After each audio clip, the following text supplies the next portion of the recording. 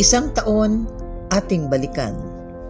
Mga istoryang tumatak, mga leksyon na nagmulat sa atin, at mga masayang kwentuhan. Let us take one special look back at the year that was. Here, on the Snooki Serna channel.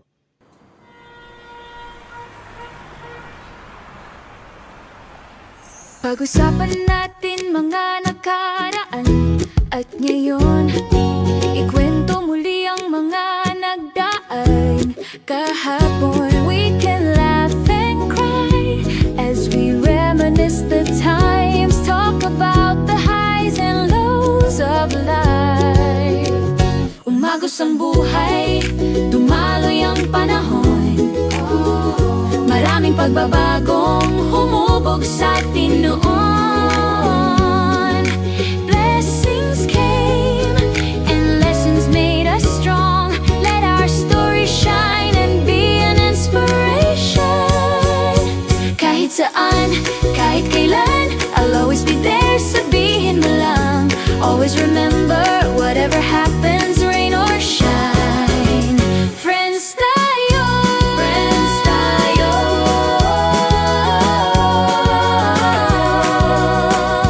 Rain or shine, friends tayo. The Optimum Star asserts her title.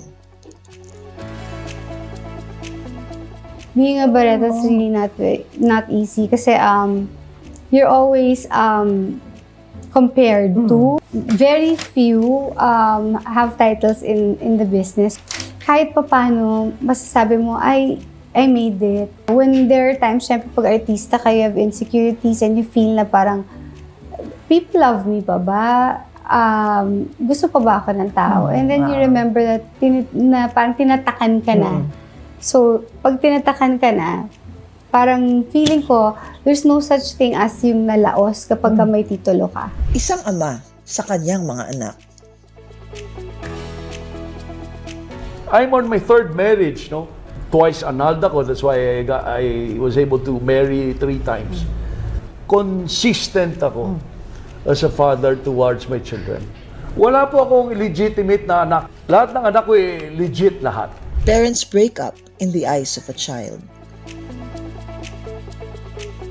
My parents were living together in the same house, pero hindi na sila together. So parang awkward. Ang bigat nung atmosphere. It's, syempre, because if 2 people are not a team, and then you're staying together, parang it's, may, you know the feeling of you're tiptoeing. Yep. Diba? I just remember na what came to my mind is if I don't say anything now, baka masasaktan yung kapatid ko si Ara, my younger sister. Parang, I think I took on the role of wanting to protect her. So, you know, very ate. It was definitely hard on me. There was actually a point na bine-blame ko yung sarili ko. A quiet grief, an enduring love, a wife mourning the loss of her husband. It's so traumatic for a person, for a wife, to see your husband dying in front of you na wala kang magawa. And for months, Cookie, I would wake up in the middle of the night and see the whole scenario in front of me. Parang, tapos, panaginip or vision lang ba yun? Or was it in my imagination?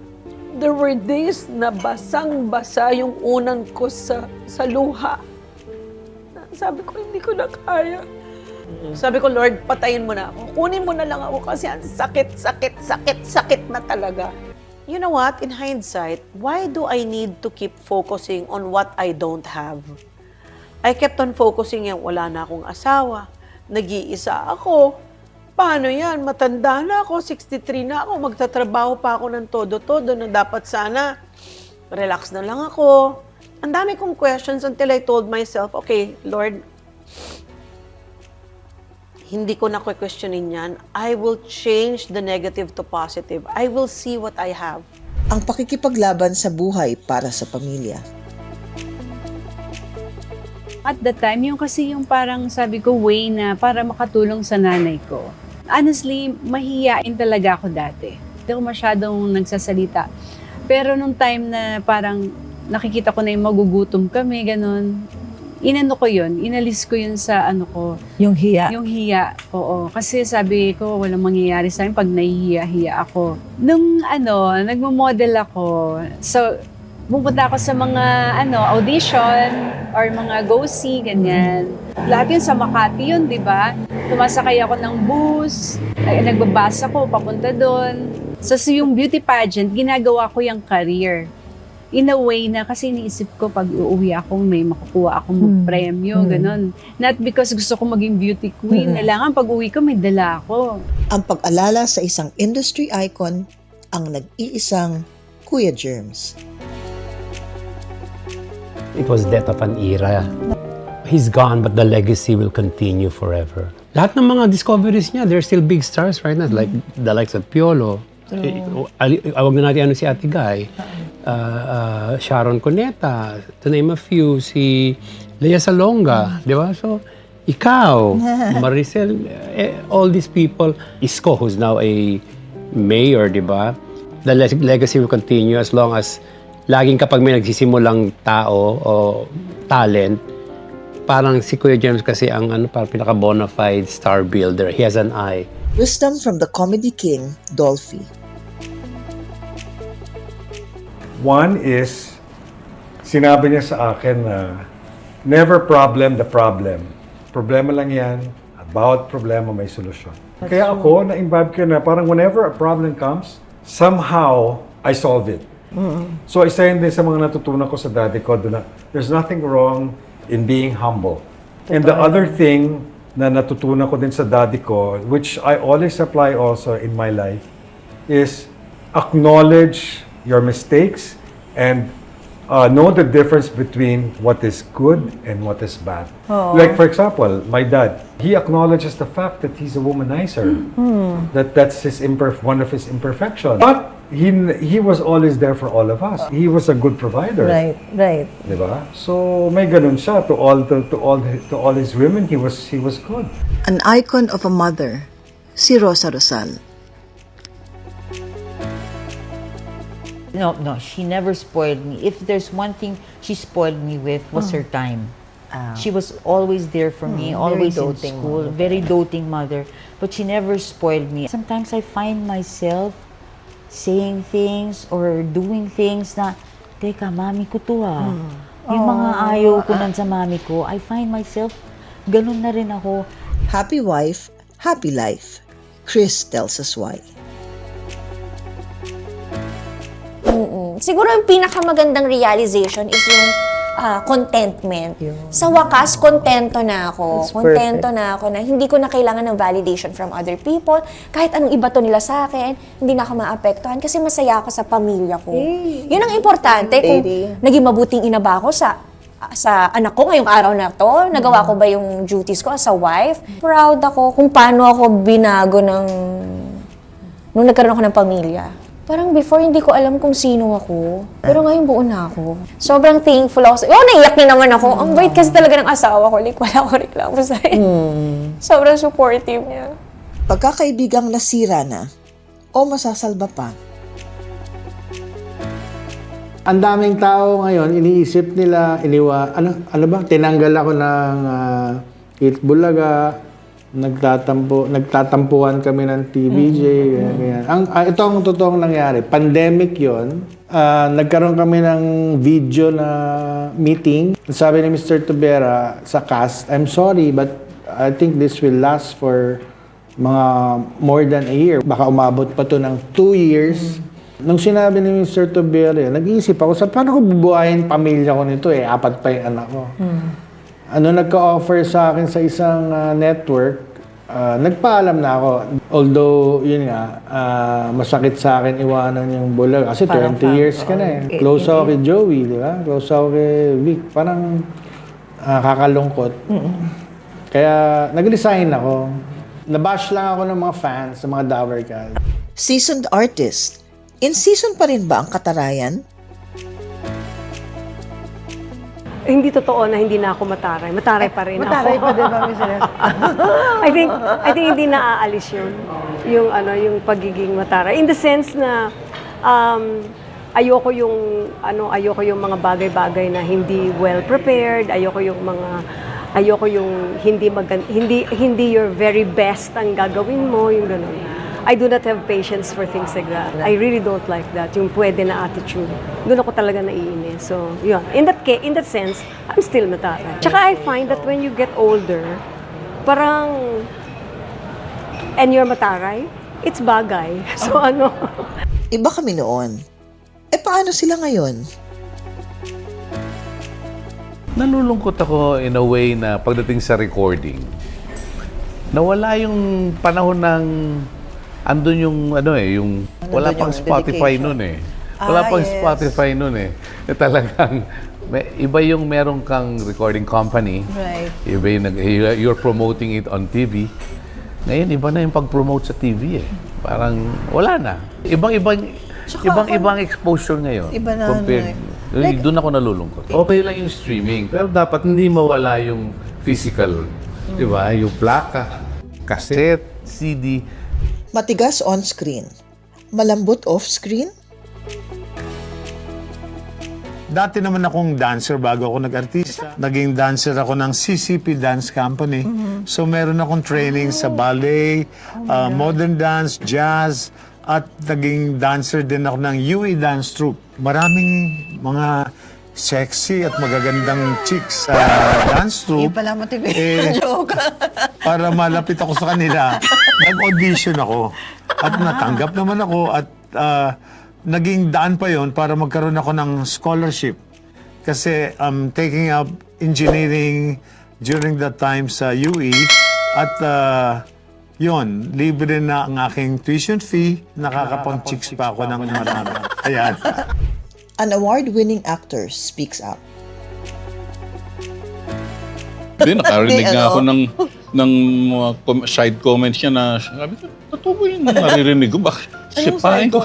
Ano ba naman yan? Yan ba yung award-winning actor? Sirao na ito. Gusto kong tampalin eh. Pero that's the way he is, di ba? Ano yan? Carino Brutal.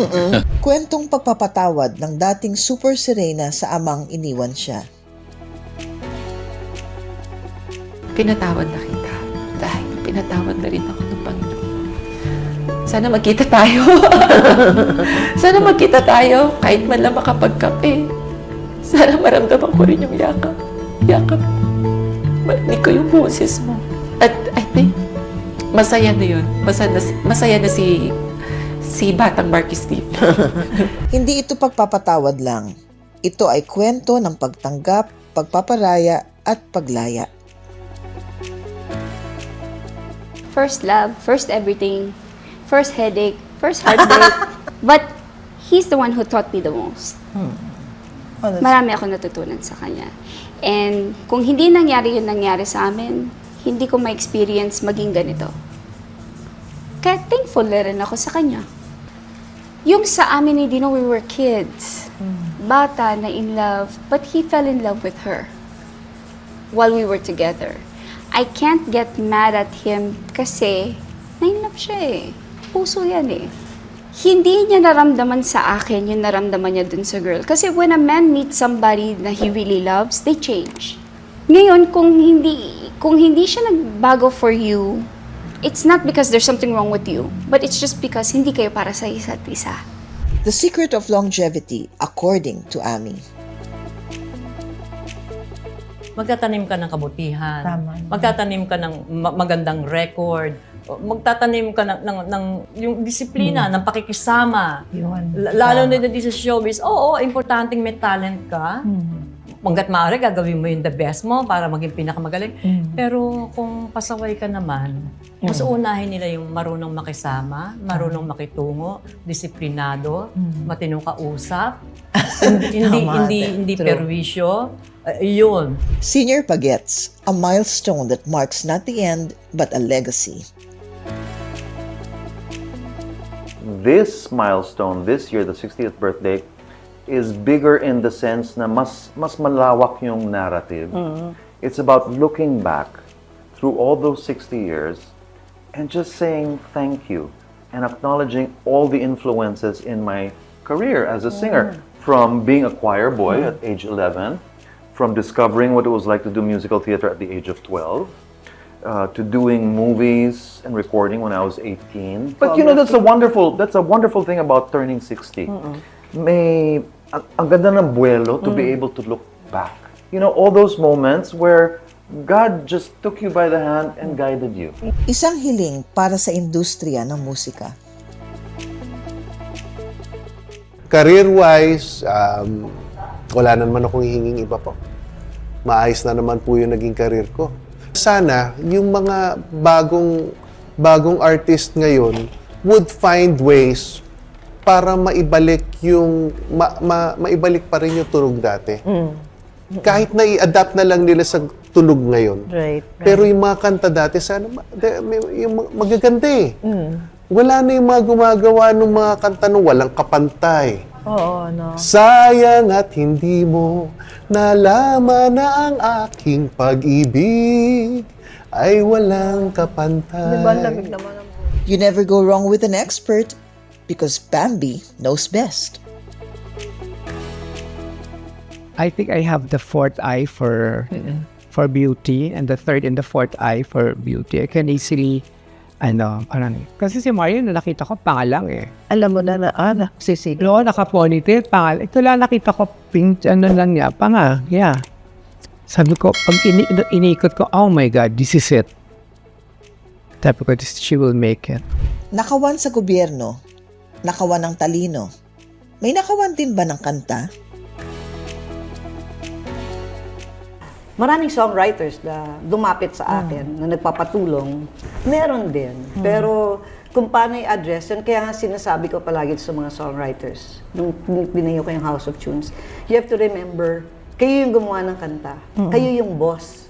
Hindi dapat sila. Ikaw, kasi it's your copyright. Eh. Kahit na anong pang gawin nila dyan, as long as you didn't sell it fully, yung ganon, sa'yo yung right na yun. Huwag kang matakot. At sa panahon ng pakikipaglaban natin bilang Pilipino laban sa korupsyon, when do artists provide voice for the voiceless? Kung tayo pong mga artista ay talagang bukal sa ating isipan, if we are sincere in our wish to help the government and our wish to re-institutionalize like good civil programs or civility, honesty, and integrity. Maybe, siguro dapat pag nasa tamang panahon at nasa tamang okasyon, if we should speak up. Oo. Meron, alam mo si King, my husband, as a lawyer, parati niya na ako sinasabihan na, kasi ako, matagal ako magalit eh. At saka ayaw kong magalit. But King has often told me na, you know, there is such a thing as righteous indignation, yung galit na nasa lugar, yung galit na pag isiniwalat mo, makakabuti sa karamihan, although masakit. Pag tinanong tayo, dapat tayong magsalita. You cannot stay quiet and hindi naman pwedeng pagkibit-balikat mo lang yan. And gratitude to God na hindi tayo pinababayaan in good times and in bad.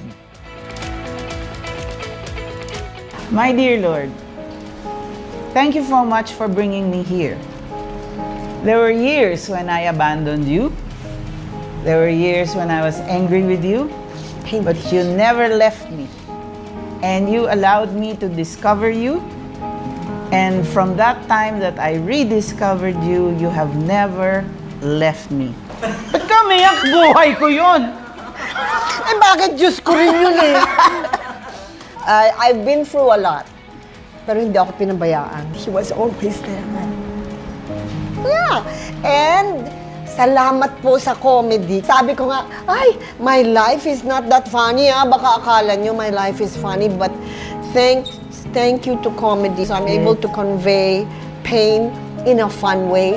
But that gift came from Him. So maraming salamat sa'yo. Words to ponder from Lamentations chapter 3 verses 22 to 23. Because of the Lord's great love, we are not consumed, for His compassions never fail. They are new every morning. Great is your faithfulness. Amen.